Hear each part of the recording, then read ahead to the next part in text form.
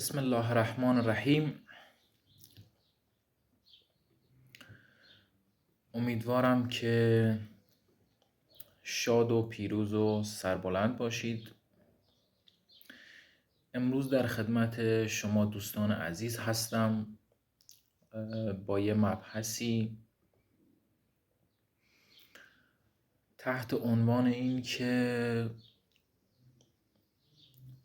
تو جاهای مختلف از من سوال میشه یا این که دیدم که قرص‌های اعصابی که دکتر روانپزشک برای ما تجویز کرده استفاده بکنیم یا استفاده نکنیم. ببینید دوستان، حوزه علم روانشناسی و روانپزشکی کاملا با هم متفاوت هستند. من خیلی مختصر یه اشاره بکنم به این زمینه. روانشناسی خب کار مشاوره و سایر قسمت ها رو که تو حیطه خودش هست بر عهده داره، اما روان پزشکی با دارو در ارتباطه که حالا وارد جزئیات نمیشم. وقتی که شما به هر دلیلی تحت هر عنوانی یک مشکلی براتون پیش میاد، این مشکل ممکنه به صورت مقطعی باشه یا این که مدت زیادی از شما رو آزار میده. ممکنه این مشکل استرس باشه، اضطراب باشه، کمبود عزت نفس، اعتماد به نفس و یا اختلال‌های شخصیت و یا سایر بیماری‌های روانی باشه.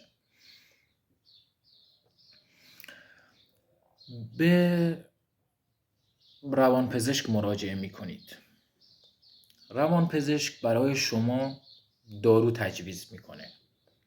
یه چیزی که متاسفانه تأکید میکنم متاسفانه توی فرهنگ ما جا نیفتاده این هستش که نسبت به این داروهای اعصاب خیلی دید منفی دارن. مثلا میگن که این دارو رو مصرف نکنی فلان میشه، ال میشه، بل میشه، نمیدونم دستات به لرزه میفته، خیلی عوارض داره. باید بگیم که عزیز من، برادر من، دوست من،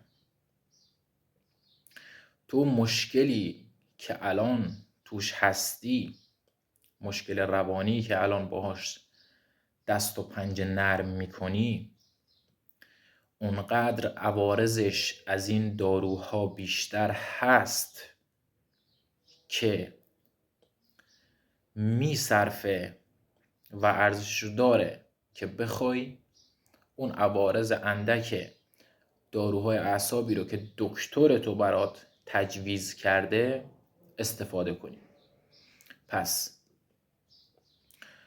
این فرهنگ اشتباه رو ما باید ریشه کن کنیم، چون که دارویی که دکتر با توجه به نوع بیماری روحی و روانی ما برای ما تجویز کرده، حالا با اون دوز مختلفش، بسیار ضررش کمتر از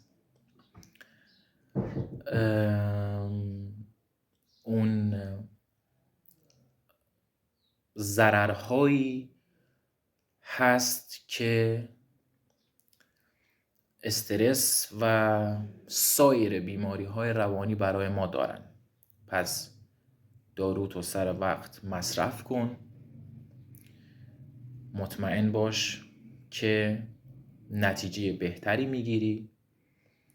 چرا که مثلا به عنوان مثال براتون بخوام ذکر کنم، یک مورد کوچیک مثل استرس های روزانه یا اگه فراتر بره اضطراب برای ما داره باعث خیلی از بیماری ها میشه. سیستم ایمنی بدن رو ضعیف میکنه، پوست صورت رو چروکیده میکنه، سیستم خواب رو مختل میکنه،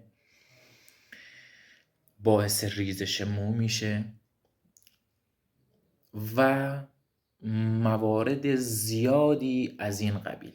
پس چه بهتر که دارویی رو که دکتر برات تجویز کرده رو استفاده کنی و در این زمینه هم زیاده روی نکنی و حالا میتونی جلسات روان درمانیت رو هم پیش تراپیست یا روانشناست داشته باشی در کنارش که بتونی نتیجه مطلوب رو بگیری.